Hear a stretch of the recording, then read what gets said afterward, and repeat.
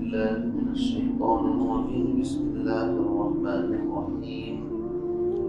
لا يتخذ المؤمنون الكافرين أولياء من دون المؤمنين ومن يفعل ذلك فليس من الله في شيء إلا أن تتقوا منهم تقاه ويحذركم الله نفسه وإلى الله المصير.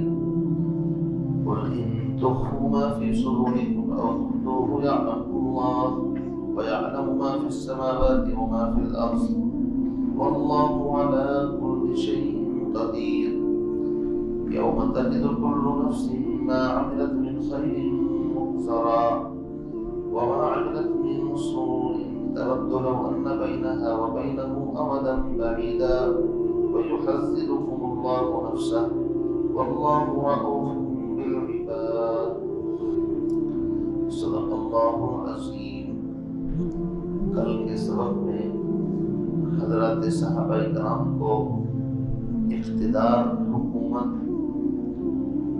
اور غلبے کی بشارت اور پیشین گوئی اللہ کی طرف سے ہوئی تھی، اور اہل کتاب یہود اور نصارہ اور مشرکین کو اشارتاً یہ میسیج اور پیغام دے دیا گیا تھا کہ اب تک اللہ رب العزت نے حکومت، سیاست، عزت، سربلندی تمہیں عطا فرما رکھی تھی، اب تم کو اس سے معزول کیا جا رہا ہے. یعنی جس عہدے اور منصب کے اوپر اب تک تم تھے، تم نے اس کا حق ادا نہیں کیا، اس کو سنبھال کر نہیں رکھ سکے، تو پھر اللہ کا غیبی نظام یہ ہے کہ اللہ جس کو چاہے عزت دے اور جس سے چاہے چھین کر کے پھر دوسرے کو عزت دے دے، اس کو ذلیل کر دے. یہ اللہ کا قانون ہے، اس کی سنت ہے،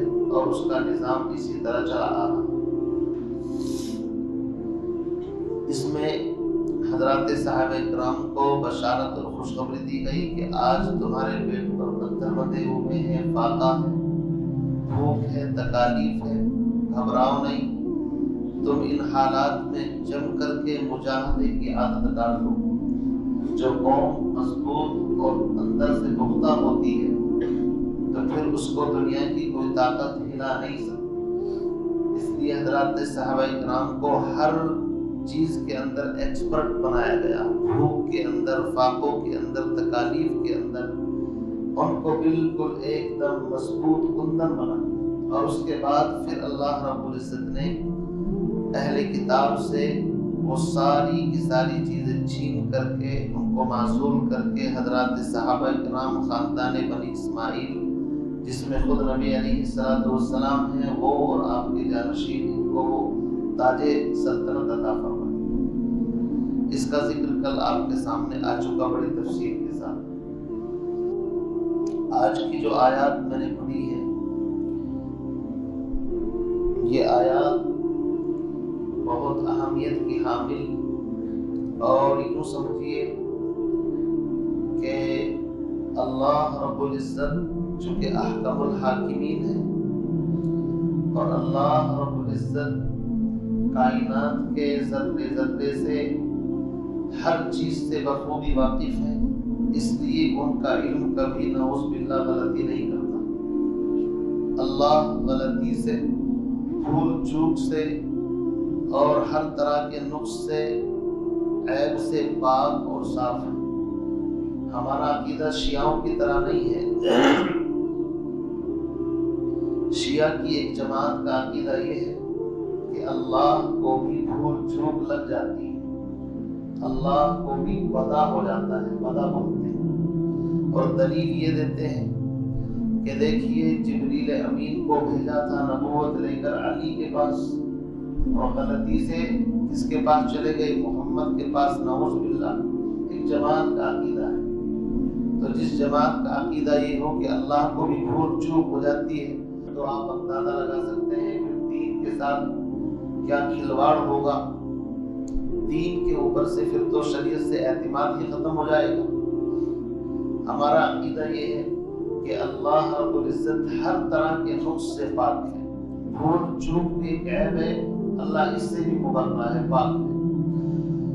تو آج کی ان آیات میں بڑی اہمیت کے ساتھ اللہ رب العزت نے امت مسلمہ کو ایک ایسا راز، ایک ایسا گر اور ایک ایسی بات بتائی ہے، اگر امت مسلمہ اس بات کو صحیح طریقے سے پلے سے باندھ لے تو قیامت تک کبھی شکست نہیں کھا سکتی، کبھی کسی کے زیر اثر نہیں رہ سکتی۔ اور وہ چیز یہ ہے، لا يتخذ المؤمنون الکافرین اولیاء من دون المؤمنین، مسلمانوں کو اجازت نہیں ہے کہ وہ مسلمانوں کو چھوڑ کر کے غیر ایمان والے کو اپنا دلی دوست بنائے، اس کی اجازت قرآن نہیں دیتا۔ اور یہ مضمون یہاں پر نہیں، قرآن پاک میں اسی صورت میں بڑی تفصیل سے، بڑی وضاحت کے ساتھ انشاءاللہ باب نمبر 4 میں یا ایھا الذین آمنوا لا تتخذوا بطانة من دونکم لا یألونکم خبالا ودوا ما عنتم قد بدت البغضاء من افواہہم وما تخفی صدورہم اکبر۔ پوری ڈیٹیل کے ساتھ اللہ نے اس مضمون کو بیان فرمایا کہ اپنا رازدار اور بھیدی غیر ایمان والے کو مت بناؤ۔ بطانہ بطن پیٹ کو کہتے ہیں، اور پیٹ اندر ہوتا ہے انسان کے، تو اس کی طرف اشارہ فرمایا، اتنا بھید اور اتنا رازدار بنانے کی اجازت نہیں، اس لیے کہ یہ تمہارا دل سے برا چاہتے ہیں، اور ان کے دلوں کے اندر جو مخفی پروگرام ہے وہ تو ہم تم کو اگر بتا دیں تو تمہارے پیروں کے نیچے سے زمین نکل جائے۔ اسی طرح سورہ نساء کے اندر آگے چل کر کے اللہ رب العزت نے بڑی وضاحت کے ساتھ سورہ مائدہ کے اندر، سورہ مائدہ جہاں پون پارا ہے، اس سے جو پہلا رکوع ہے، یا ایھا الذین آمنوا لا تتخذوا الیہود والنصارى اولیاء، اے ایمان والو یہود و نصارہ کو اپنا دوست مت بناؤ۔ اس سے اگلے رکوع کے اندر یا ایھا الذین آمنوا، اے ایمان والو لا تتخذوا الکافرین اولیاء، کافروں کو اپنا دوست مت بناؤ۔ ان تمام آیات پر آپ نظر رکھیے، قرآن ایک جگہ نہیں، کوئی تو بات ہے کہ بار بار ایک چیز کو تکرار کے ساتھ قرآن سمجھانا چاہتا ہے۔ کہیں فرمایا وَلَن تَرْضَىٰ عَنْكَ الْيَهُودُ وَلَا النَّصَارَىٰ حَتَّىٰ تَتَّبِعَ مِلَّتَهُمْ، یہود و نصارہ اس وقت تک آپ سے راضی نہیں ہو سکتے جب تک کہ آپ ان کے دین کا اتباع نہ کر لیں۔ اس کا مطلب یہ دین اسلام چھوڑ سکتے ہو تو پھر تو راضی ہو سکتے ہیں، ورنہ اس کے علاوہ کوئی شکل نہیں ہے۔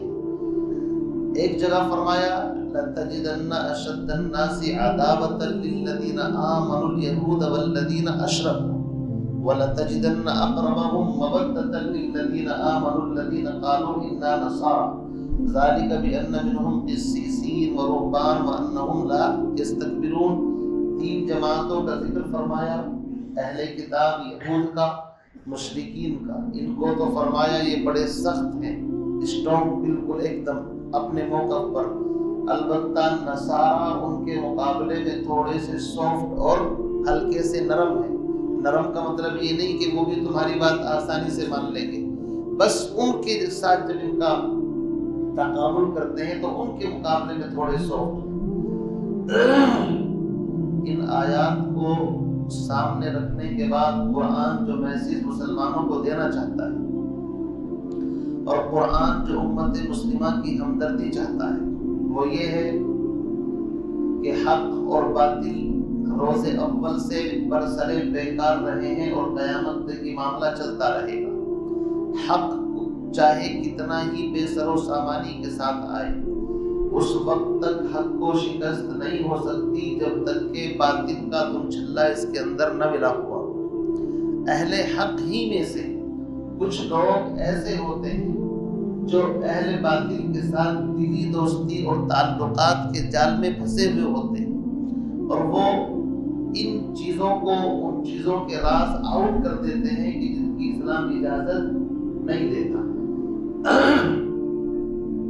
شروع سے لے کر آپ نظر دوڑائیے اب تک آپ کے اس ہندوستان کے اندر آپ نے سنا ہوگا ٹیپو سلطان ایک طاقت کا نام تھا۔ ٹیپو سلطان اس عظیم انسان کا نام تھا جو بڑا متبع سنت تھا، جس کے چہرے پر داڑھی تھی اور جو تہجد کی نماز تک کا عادی تھا۔ لیکن آپ دیکھیے کہ آپ کے دشمن نے اس کے چہرے سے داڑھی بھی ہٹا دی ہے اور اپنے کتوں کے نام اس نے رکھے ہیں ٹیپو۔ کتوں کے نام رکھے ہیں کیوں؟ تمہیں ذلیل کرنے کے لیے، سمجھے نہیں؟ تو ٹیپو سلطان کو شکست کیسے ہوئی؟ تاریخ لمبی ہے، میں شارٹ کٹ بتا دوں۔ جب تک ان کے سپہ سالار میر جعفر کیا نام تھا اس نے غداری نہیں کی، تب تک اس کو شکست نہیں ہوئی۔ پورے اسلحے کی ذمہ داری اس کے پاس تھی، اس کو جو بات سمجھائی تھی اس نے نہیں مانی۔ اس نے زمین الاٹ کرائی اپنے نام، کس سے؟ انگریز سے۔ انگریز نے لالچ دیا اتنی زمین تمہارے نام کر دیں گے۔ اور تو جب بھی اسلام کو، مسلمان کو شکست ملی ہے تو اس کے پیچھے یہی کچھ نہ کچھ گڑبڑ آپ کو نظر آئی۔ بنگال کے اندر نواب سراج الدولہ، بڑی طاقت کا نام تھا نواب سراج الدولہ، ان کو شکست ہوئی ہے تو ان کا جو مطلب وہ تھا سپہ سالار میر جعفر یا میر صادق، کیا اس کا نام تھا، اس کی وجہ سے۔ اسی طرح مجاہد آزادی حضرت مولانا سید شہید احمد صاحب بریلوی، ان کے رفقا، یہ لوگ پنجاب کے اندر جب گئے انگریز سے لڑنے کے لیے تو انہی کے اندر سے کچھ لوگوں نے بات اڑا دی کہ لوگ تو وہابی ہیں، گستاخ رسول ہیں، اس طرح کی باتیں اڑا کر کے عین نماز کی حالت کے اندر سکھوں کا ساتھ دیا، دشمنوں کا، اور ان کو بے سر و سامانی کے ساتھ جام شہادت نوش کرنا پڑا۔ تاریخ بھری پڑی ہے، میں ان کی طرف اشارے کرنا نہیں چاہتا، نہ موقع ہے۔ اس ایک بات کو سمجھے جس کو قرآن سمجھانا چاہتا ہے۔ غیر مسلم کے ساتھ تعلقات کے 4 درجے ہیں، اس کو سمجھ لیں۔ اگر یہ سمجھ لیا تو پورا سبق سمجھ میں آ گیا اور پوری بات سمجھ میں آ جائے۔ 4 قسم کے تعلقات ایک مسلمان کسی غیر مسلم کے ساتھ کر سکتا ہے۔ ان 4 میں سے ایک کی اجازت قرآن نہیں دیتا، باقی 3 کی اجازت دیتا ہے، اس کو سمجھیں۔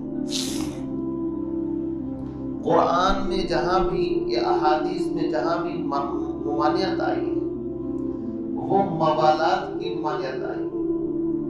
موالات کا مطلب ہوتا ہے دلی دوستی۔ موالات کا مطلب کیا ہوتا ہے؟ دلی دوستی۔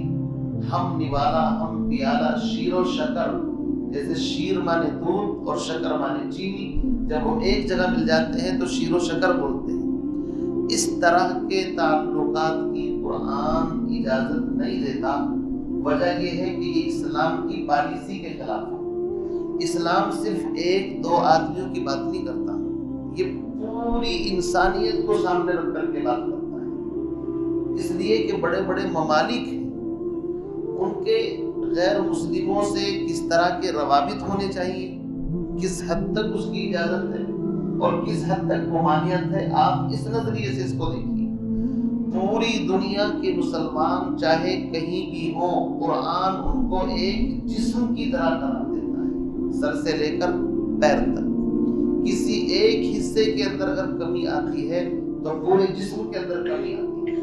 اس لیے اسلام کی پالیسی ایک فرد سے لے کر کے مسلمانوں کے آخری فرد تک جتنے بھی افراد ہیں پوری دنیا کے اندر all one، ان کے اعتبار سے اسلام احکام نافذ کرتا ہے اور مسلمانوں کو پابند بناتا ہے کہ اگر مسلم حکومت ہے تو اس کو غیر مسلم حکومت کے ساتھ تعلقات کس درجے کے رکھنے چاہیے، کس درجے کے نہیں۔ یہ سورہ پارہ نمبر 28-29 کے اندر جو سورہ ممتحنہ وہ صورتیں آئیں گی، ان میں بڑی تفصیل سے مضمون آئے گا۔ یہاں تو اشارتاً میں آپ کو بتا رہا ہوں۔ 4 قسم کے تعلقات ہیں۔ ایک تعلقات کا نام ہے موالات۔ موالات کا مطلب ہے شیر و شکر، باہم دوستی، محبت۔ اس کی قرآن اجازت نہیں دیتا۔ وجہ یہ ہے کہ دونوں کی پالیسی الگ الگ ہے۔ اسلام کسی اور چیز کا نام ہے، کفر کسی اور چیز کا نام ہے۔ दोनों के अंदर इत्तिहाद की कोई शक्ल है ही नहीं, कंप्रोमाइज की कोई शक्ल नहीं है। अगर होती तो जनाब नबी अलैहिस्सलातु वस्सलाम के पास जब अबू तालिब और मक्के की लीडरशिप इकट्ठी होकर के आई थी कि मोहम्मद को समझाओ, ये तुम्हारा भतीजा है, ये हमारी बहुत टेंशन दे रखी है इसने, तो नबी अलैहिस्सलाम ने अपने चचा से भी कहा था, चचा जान इस मामले में आप मुझे मजबूर न करें, इसलिए कि हर नबी तौहीद का अलम और झंडा लेकर के जमीन पर आता है अल्लाह की वहदानियत के लिए। मैं इस चीज के साथ कंप्रोमाइज नहीं कर सकता, ये है ही नहीं। इसलिए कुरान ने साफ ऐलान कर दिया, कुल या अय्युहल काफिरून ला अअबुदु मा तअबुदून वला अंतुम आबिदून मा अअबुद वला अना आबिदुम मा अबदतुम वला अंतुम आबिदून मा अअबुद लकुम दीनुकुम वलिया दीन। तुम्हारे लिए तुम्हारा दीन, मेरे लिए मेरा दीन, दोनों एक प्लेटफार्म पर इकट्ठे नहीं हो सकते। एक रात है एक दिन है, रात और दिन दोनों इकट्ठे नहीं हो सकते। एक अंधेरा है एक उजाला है, दोनों एक प्लेटफार्म पर जमा नहीं हो सकते। तो हक और बातिल से इस तरह गड़बड़ हो जाए कि कुछ पता ही नहीं चल रहा है। कुरान ने इसकी ममानियत की है कि वो और ये दोनों एक प्लेटफार्म पर अगर जमा हो जाए तो इसका मतलब ये है फिर तो तौहीद एक ड्रामा है, फिर नबियों को भेजने की क्या जरूरत है, फिर तो तौहीद का मतलब ही खत्म हो गया। इसलिए फरमाया कि नहीं, मवालात की इजाजत नहीं है। समझ गए आप? अगर समझे हो तो बताओ ना, समझ गए? दिली दोस्ती की इजाजत नहीं। दूसरा दर्जा है मदारात। आप जानते हैं मदारात का मतलब होता है खातिर मदार करना, जैसे बोलते हैं भाई कोई मेहमान आया इसकी भाई खातिर तवाज़ो कर। इसका मतलब ये होता है अपने ईमान पर आप मजबूत, वो अपने मजहब पर मजबूत। मजहब में कोई कंप्रोमाइज दोनों का नहीं है। अलबत्ता हमारे साथ रहता है, उठता है, बैठता है, हमें भी उनके साथ कुछ काम पड़ते हैं, तो अगर हमसे मिलेगा तो हम चेहरा बना करके बात नहीं करेंगे उससे कि भाई 24 घंटे 12 बजा रखे हैं चेहरे के ऊपर, नहीं। खुश अखलाकी के साथ अपनी हैसियत के मुताबिक उसकी मदारात करेंगे, इसकी इस्लाम इजाजत देता है। ये है रवादारी, इसमें कोई दिक्कत नहीं।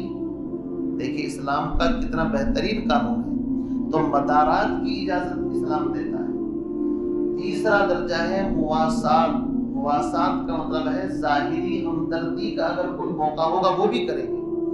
आपके पड़ोस में रहता है, इंतकाल हो गया, तो आपको मना नहीं वहां जाकर के 2 मिनट बैठ जाए, आपकी जाहिरी हमदर्दी है, आप चले जाएं 2 मिनट के लिए, तसल्ली भी देते। अलबत्ता दुआए मगफिरत नहीं कर सकते, क्योंकि दुआए मगफिरत जो कुफ्र पर मरेगा उसके लिए दुआए मगफिरत करना अपने ईमान को रुखसत करना है।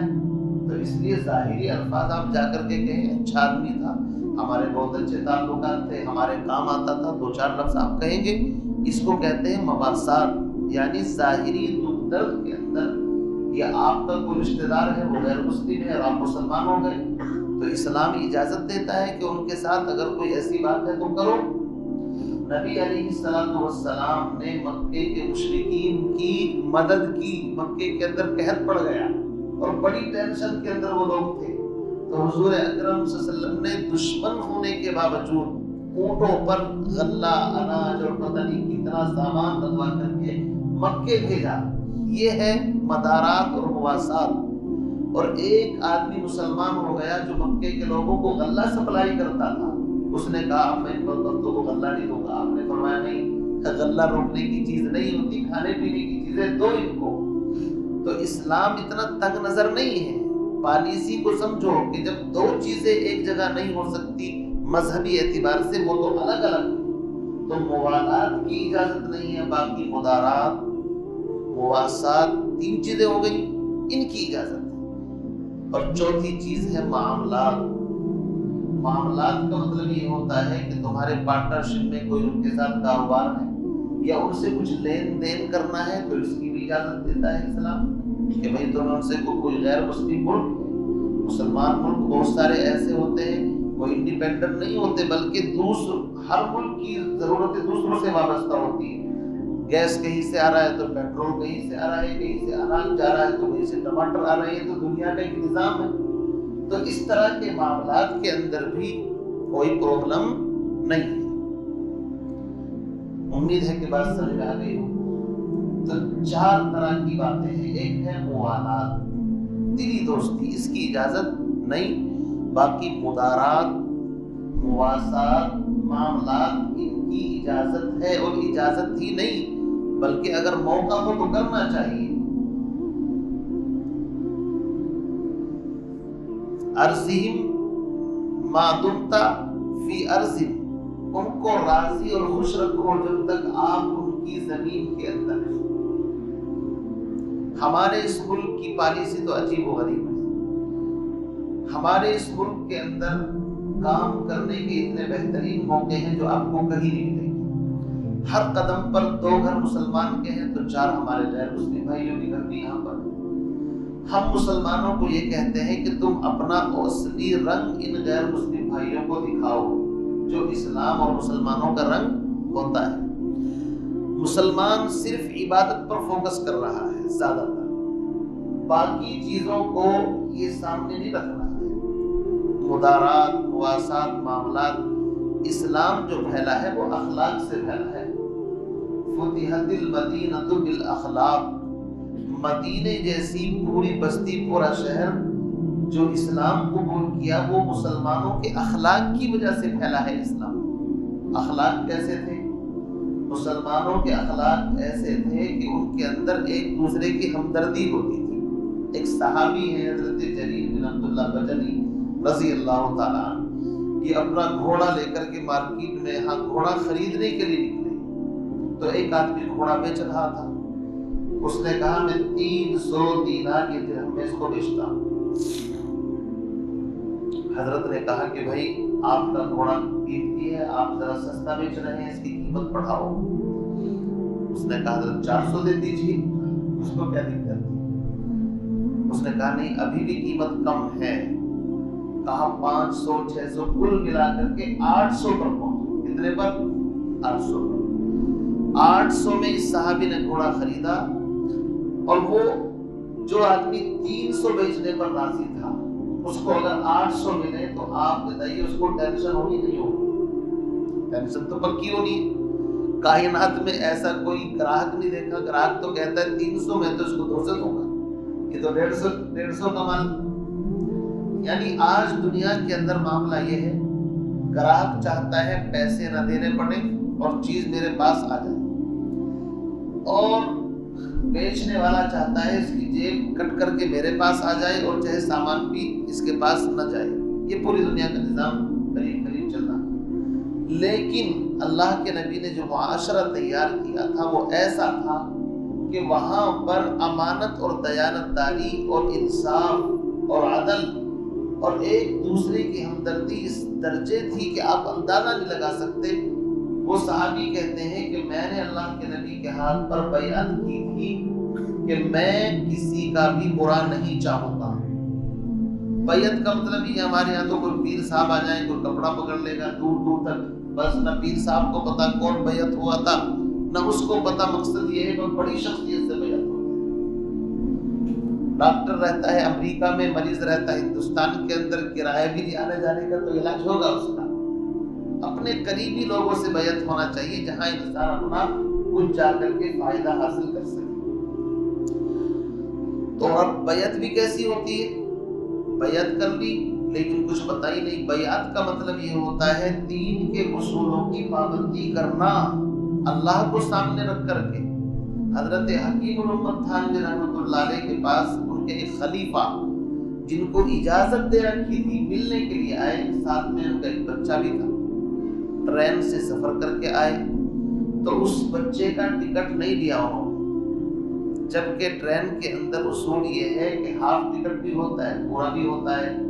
तो हजरत थानवी रहमतुल्लाह अलैह ने कहा कि जिसके मामलात सही नहीं है मैं ऐसे शख्स को खिलाफत नहीं दे सकता। उनसे खिलाफत सल्ब कर ली, वापस कर ली। ये होता है बैयत का मतलब। हजरत थानवी रहमतुल्लाह अलैह किसी शहर से आ रहे थे थाना भवन के लिए, तो रास्ते में टीसी मिला, कहने लगा हजरत ये जो सामान है حضرت نے کہا بھائی اس کا وزن کر لو اور جو بھی اس کا کرایہ بنتا ہے وہ لے لو۔ اس نے کہا حضرت کرائے کی کوئی ضرورت نہیں ہے، میرے تعلقات ہیں اور آپ بیٹھ جائیے ایسے ہی۔ حضرت نے کہا تمہارے تعلقات مجھے کیا فائدہ پہنچائیں گے؟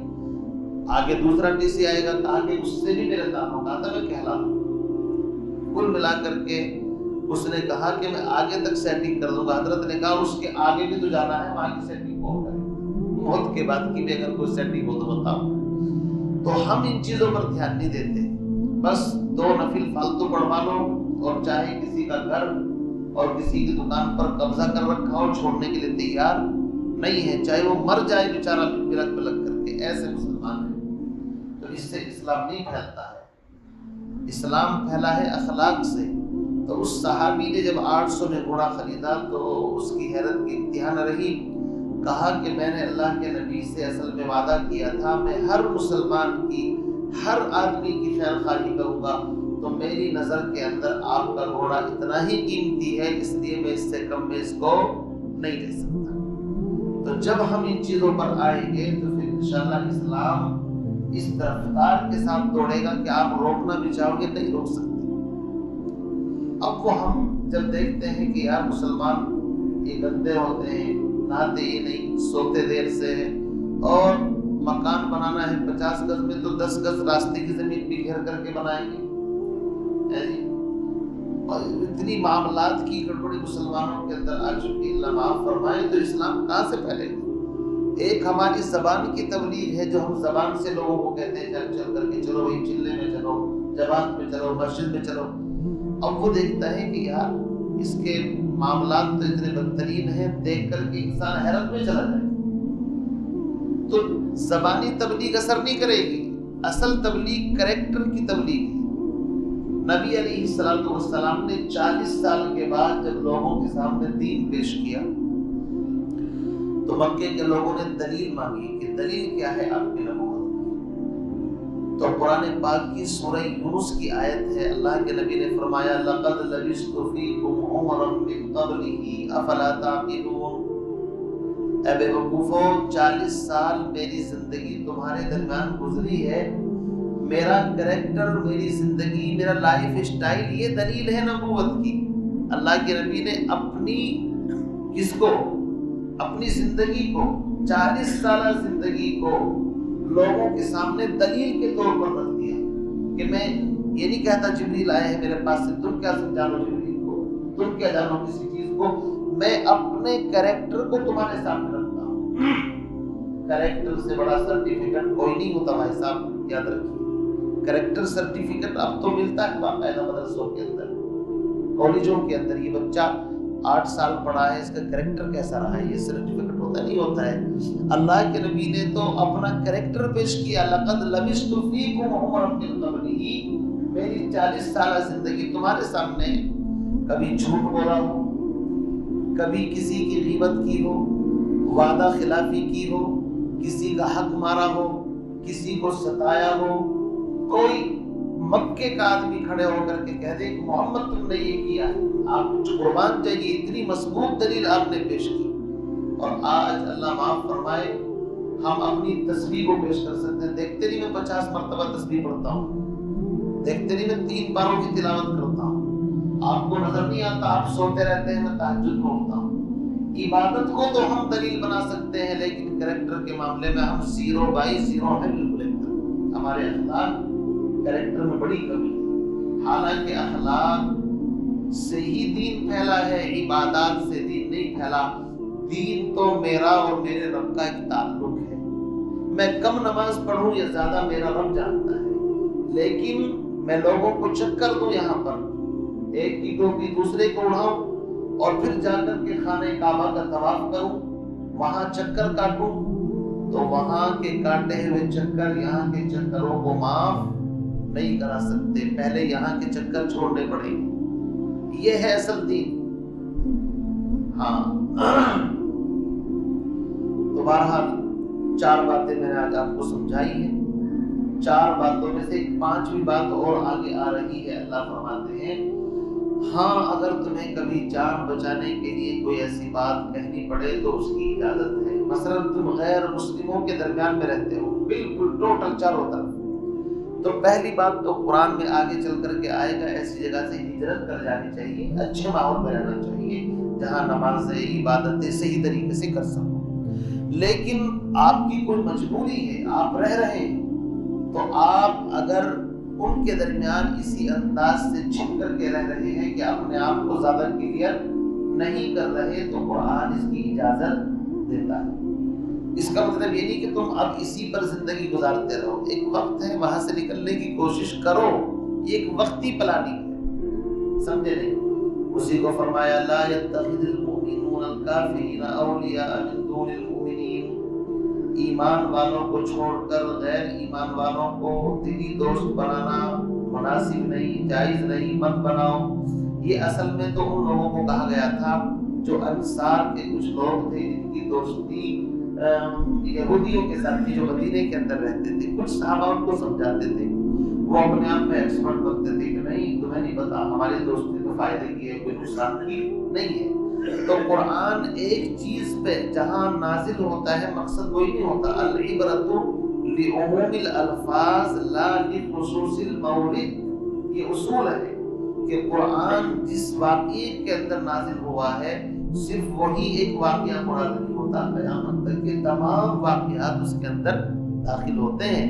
تو آپ یہ سمجھے پھر تو قرآن صحابہ کے لیے تھا، اس کا مطلب ہمارے لیے تو تھا ہی نہیں. تو قرآن مخاطب صحابہ کو کرتا ہے، نبی کو کرتا ہے، لیکن قیامت تک آنے والے تمام انسان اس میں داخل ہوتے ہیں. فرمایا وَمَن يَفْعَلْ ذَلِكَ، اور جو کوئی ایسا کرے گا. بہت سے ہوتے ہیں نا، میں تو نہیں ماننے کا، میں تو کروں گا، میں تو دلی دوست بناؤں گا ان کو. اللہ نے فرمایا فَلَيْسَ مِنَ اللَّهِ فِي شَيْءٍ، تو اللہ کے ذمے اس کی کوئی حمایت، کوئی مدد نہیں ہے، یا اللہ کا اس سے کوئی کنیکشن اور تعلق نہیں ہے، یا اللہ اس سے بری الذمہ ہے. آپ جو بھی کہہ لیجیے، فَلَيْسَ مِنَ اللَّهِ فِي شَيْءٍ، اللہ کا اس سے کوئی کنیکشن نہیں. چل تو دفاع ہو، جو تجھے کرنا ہے کر، میں نے تجھے سمجھا دیا، مانے تو ٹھیک، نہ مانے تو جا.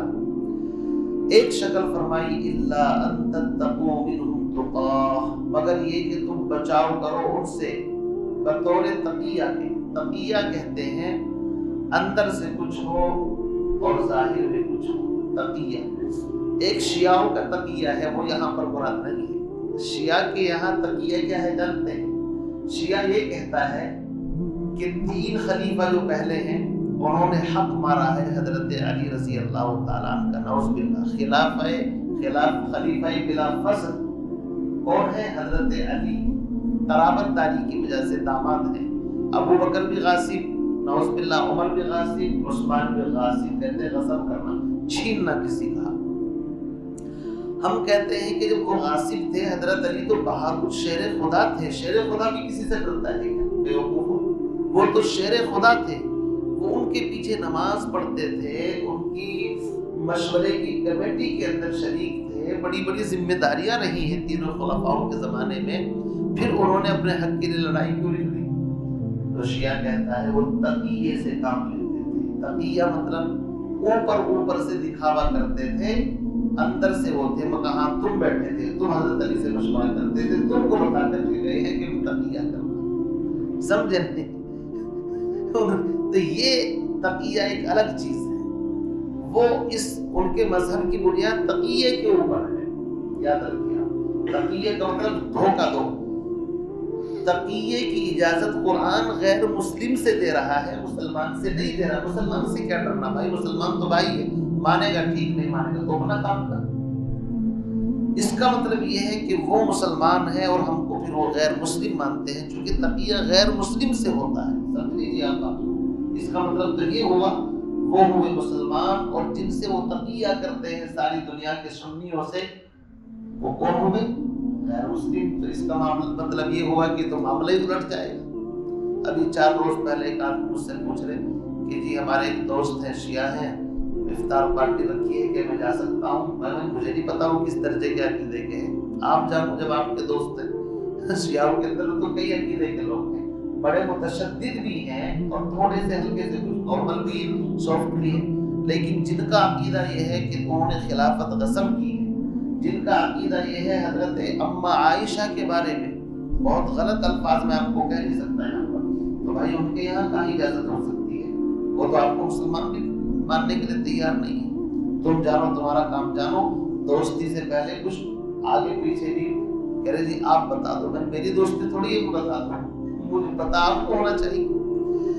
تو فرمایا وَيُحَذِّرُكُمُ اللَّهُ نَفْسَهُ، اللہ تعالیٰ تم کو اپنی ذات سے ڈراتا ہے۔ تو تقیہ کا مطلب سمجھ گئے کہ اگر کوئی غیر مسلموں کے درمیان اس انداز سے، جیسے کہ آج کل کے حالات ہیں، مجھے تمہارا نام کیا ہے، اس نے اپنا نام بتا دیا، کچھ گول بول، میرا نام تو سومو ہے، یہ نام مسلمانوں میں بھی چلتا ہے، غیر مسلم میں بھی بہت سارے ایسے نام ہیں، اپنی کچھ ظاہری شناخت نہیں ہے، اپنے آپ کو اس نے بچا لیا، تو اس کی اجازت ہے، سمجھے؟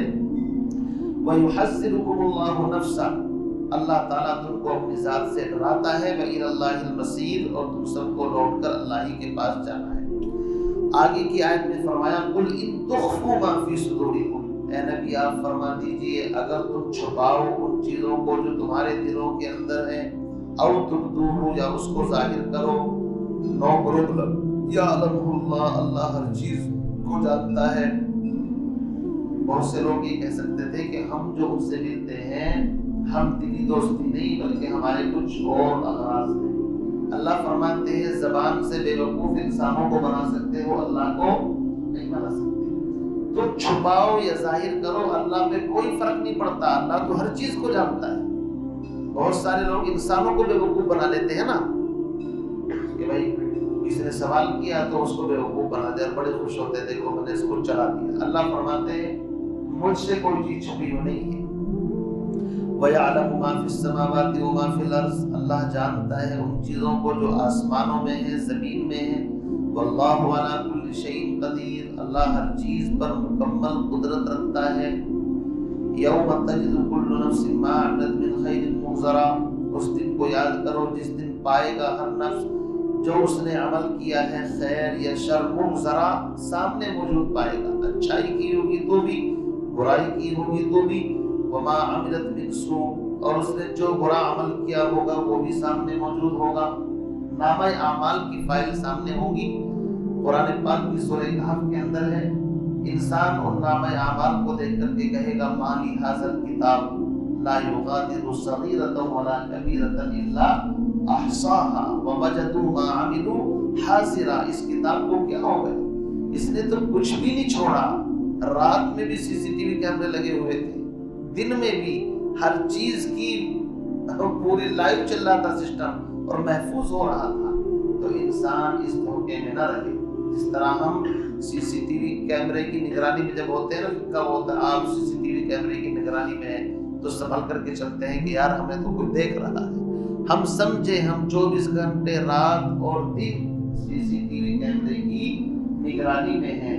4 فرشتے تو دائیں بائیں موجود ہیں، 8 فرشتے آلریڈی انسان کے آگے پیچھے رہتے ہیں جو اس کو حفاظت سے بچاتے ہیں، کرامن کاتبین الگ ہیں، اور جو نامہ اعمال دستاویز لکھا جا رہا ہے، لکھا ہوا دستاویز وہ الگ ہے، اور اللہ رب العزت کی نگرانی الگ ہے۔ اتنے کیمرے ہمارے اوپر لگے ہوئے، تو پھر جو تو کرتا ہے چھپ کے اہل جہاں سے، کوئی دیکھتا ہے تجھے آسمان سے، جو کرتا ہے تو چھپ کے اہل جہاں سے، دنیا والوں سے جو چھپ کر کے تو گل کھلاتا ہے نا، تو شاعر کہتا ہے جو کرتا ہے تو چھپ کے اہل جہاں سے، کوئی دیکھتا ہے تجھے آسمان سے، یعنی اللہ دیکھ رہا ہے۔ اور چوریاں آنکھوں کی اور سینے کے راز، آنکھوں کی چوریاں جو آنکھیں بند کر کے باتیں کرتے ہیں نا، منہ ادھر کو کر رکھا ہے اور دوسری کی طرف آنکھ بند کر کے بات کر لی، چوریاں سینے کی اور آنکھوں کے راز، چوریاں آنکھوں کی اور سینے کے راز، جانتا ہے سب کو تو ہے بے نیاز، اللہ سب کو جانتا ہے۔ وَحُصِّلَ مَا فِي الصُّدُورِ، دل میں جو خیالات لہریں مارتے ہیں اللہ ان کو بھی جانتا ہے۔ اس لیے فرمایا تم چکمے دے سکتے ہو لوگوں کو کہ ہمارے تعلقات ایسے نہیں، ایسے ہیں، ایسے نہیں، ایسے، اللہ سے کوئی چیز چھپی ہو نہیں، ہر چیز سامنے پاؤ گے۔ تَوَدُّ لَوْ أَنَّ بَيْنَهَا وَبَيْنَهُ أَمَدًا بَعِيدًا، تم اس دن دل سے اس بات کی تمنا کرو گے اے کاش اس کے درمیان اور اس کے درمیان آمدن بعیدہ، ایک لمبا فاصلہ ہو جائے۔ جب انسان اپنے آپ کو مجرم دیکھتا ہے کہ پکڑا گیا تو انسان سوچتا ہے یار یہ سامنے نہ آتا، یہ چیز سامنے نہ آتی تو کتنا اچھا تھا۔ کیوں جی؟ کسی کے والد گھر والے سامنے کھڑے ہوئے ہوں، بچے سے کوئی غلطی ہو جائے اور کوئی شکایت لے کر کے آئے ابو کے پاس، تو اس کو دیکھتے ہی بچہ ایک دم سہم جاتا ہے کہ یار شاید ابو سے شکایت کرے گا یہ۔ وہ سوچتا ہے کہ یار یہ کہیں دفعہ کیوں نہیں ہو گیا، یہ اس راستے سے کیوں جا رہا ہے، کسی اور راستے سے چلا جاتا۔ ابو سامنے کھڑے ہوئے ہیں، کہیں ایسا نہ ہو مجھے دیکھ کر کے ابو سے کچھ بول دے۔ ایسے ہی انسان اپنے ان غلط چیزوں کو دیکھ کر کے تمنا کرے گا کاش یہ دنیا ہی میں فائلیں ختم ہو جاتی اور یہاں تک نہ پہنچتی۔ اس لیے آئے تھے کس کام کو کیا کر چلے، تہمتیں چند اپنے سر پر دھر چلے، وہاں سے کاغذ بھی نہ لائے ساتھ میں، یہاں سے سمجھانے کو دفتر لے چلے۔ وہاں سے تو کوئی کاغذ پرچی بھی نہیں آتی ساتھ میں، اور یہاں سے پورے بنڈل کے بنڈل پورے ٹرکوں میں جائیں گے بھر کر کے، پورے پارسل کہ اس نے یہ گناہ کیا تھا، یہ گناہ کیا تھا، اور لوگ ہیں یہ۔ تو فرمایا وَيُحَذِّرُكُمُ اللَّهُ نَفْسَهُ، اللہ تعالیٰ تمہیں اپنی ذات سے ڈراتا ہے، وَاللَّهُ رَءُوفٌ بِالْعِبَادِ، اور اللہ اپنے بندوں پر بڑا مہربان ہے۔ مہربان نہ ہوتا تو ایسی کھول کھول کر کے باتیں بتاتا۔ ایسا تو باپ بھی اولاد کو بھی سمجھاتا کہ بیٹا یہ نہیں کرنا، یہ کرنا، وہ کرنا۔ باپ کو خود پتہ نہیں ہے، وہ خود جاہل ہے بیچارہ، تو اولاد کو کیا سمجھائے، آ رہا کہ خود کو مست کرا رہے بری کنن۔ تو اللہ تو عالم ہے، خبیر ہے، اس نے ہر چیز جو مسلمانوں کی، ایمان والوں کی نفع کی ہے کھول کھول کر کے بتا دی۔ تو ہی اگر نہ چاہے بہانے ہزار ہے، اس کے الطاف تو ہیں عام، شہیدی سب پر تجھ سے کیا ضد تھی، اگر تو کسی قابل ہوتا۔ ہم کسی قابل ہے ہی نہیں، ورنہ اللہ کو کیا ضد ہم سے۔ سبحان اللہ و بحمدہ۔